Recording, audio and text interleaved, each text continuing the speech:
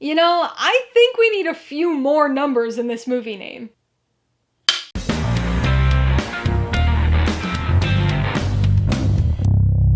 Hey everybody, welcome to Mainely Movies. Today I'm going to be talking about Disney's 2003 direct-to-video animated sequel, 101 Dalmatians II: Patch's London Adventure. If you're new here, please consider subscribing for a variety of movie-related content like reviews, ranked lists, and trailer reactions. All of my reviews include a breakdown of the pros and cons, my rating, and some tailored film recommendations, so be sure to watch through to the end of this video for all of that extra content. 101 Dalmatians II: Patch's London Adventure stars the vocal talents of Bobby Lockwood, Barry Bostwick, and Jason Alexander, and was directed by the duo of Jim Kammerud and Brian Smith.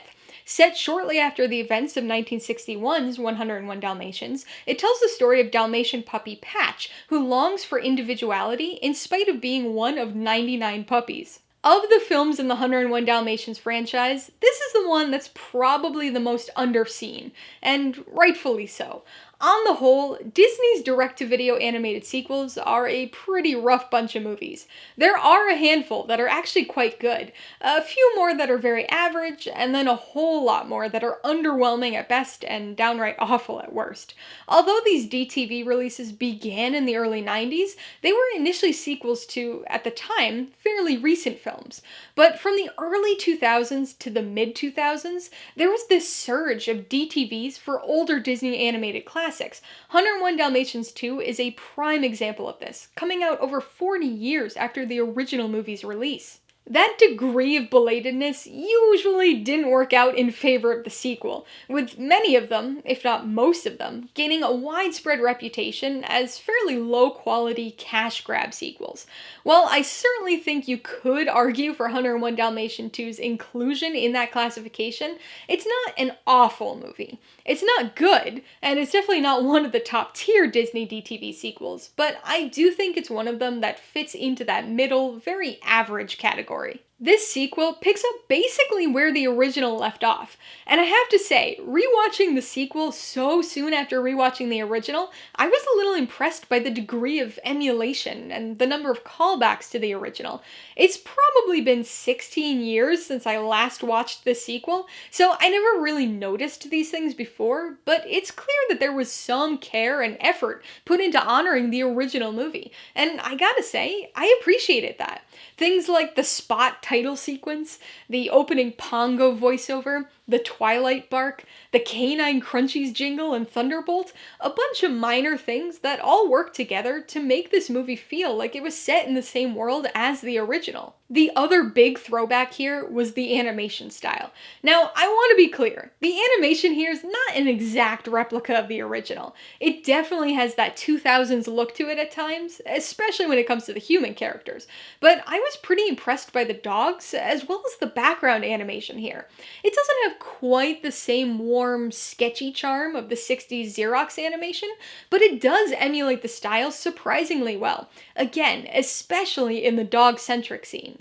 Unfortunately, this film's biggest hang-up has gotta be its story. When it comes to Disney DTV sequels, they usually fall into one of two camps. You've either got a rehash, might as well be a remake sequel, or a filler side adventure story. 101 Dalmatians 2 is a little weird, because it's a bit of both plus something else. This is a story that starts off kind of as a true continuation of the original, which is surprisingly sort of rare for these sequels. But it's not long before we get a focus shift here.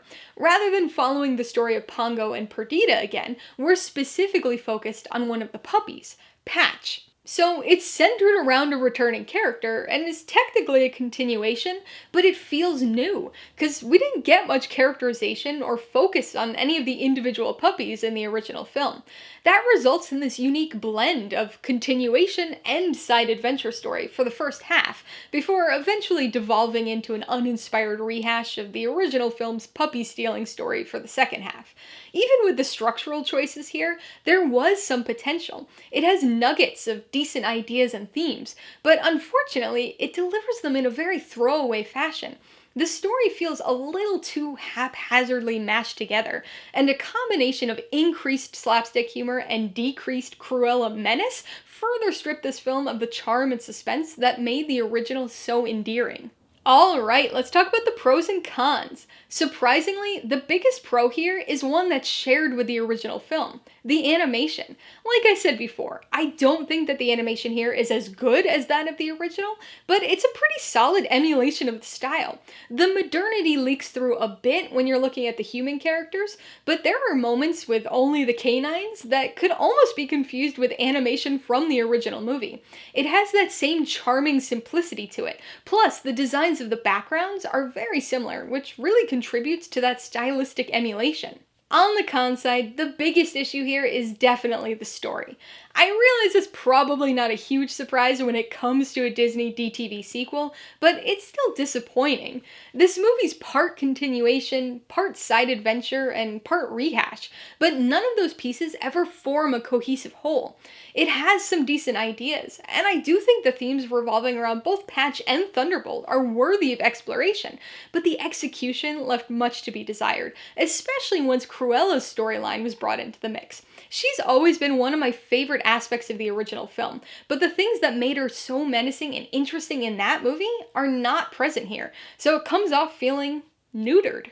Before I give you my rating and recommendations, I want to remind you that if you're interested in buying 101 Dalmatians II, Patch's London Adventure, or any of the other films I mentioned today, I do have affiliate links for all of them in the description below. I get a small commission from anything you buy using one of my links, so I'd really appreciate it if you'd use them if you're in the market for any of these movies. I'm gonna give 101 Dalmatians II, Patch's London Adventure 2.5 out of 5 paws. It's admittedly a low 2.5 for me, but in spite of some direct-to-video storyline issues, I did enjoy the animation for the most part, and also appreciated the throwbacks to the original film. I would recommend 101 Dalmatians II, Patch's London Adventure, mostly only to super fans of the 101 Dalmatians franchise. I imagine most people who really love the original film will be pretty disappointed by this movie, but it does have some characteristics that fans will likely at least appreciate. This movie also seems to be targeting a slightly younger demographic than the original, so I think there's a decent chance that kids who enjoy the original might like this one a bit more than adults do. If you liked 101 Dalmatians 2, Patch's London Adventure, I would obviously recommend 101 Dalmatians. It's the original 1961 animated film that's sorta continued here in this sequel. If you like the animation style here, I think you'll probably really enjoy the animation of the original, plus it's got a much better story, and of course, Cruella de Vil in top form. If you liked the concept of an actor dog trying to do the things he does on his TV show in real life, you've gotta check out Bolt. The setup's different, but there are some definite similarities with the storylines. And if you want another animated film involving a somewhat selfish older dog being forced to take a younger character under their paw, you might want to watch All Dogs Go to Heaven. Alright, a couple questions for you guys. Number 1, have you seen 101 Dalmatians 2, Patch's London Adventure? If so, what'd you think of it? And number 2, what's your favorite movie featuring a double-decker bus? Be sure to leave your answers in the comments below so we can get a discussion going. Alright, so if you got some enjoyment, insight, or information out of this review, I'd appreciate it if you'd hit that like button. And if you haven't done so already, please hit subscribe or at it to see more videos like this. Till next time, this has been Alyssa with Mainely Movies, the way life should be.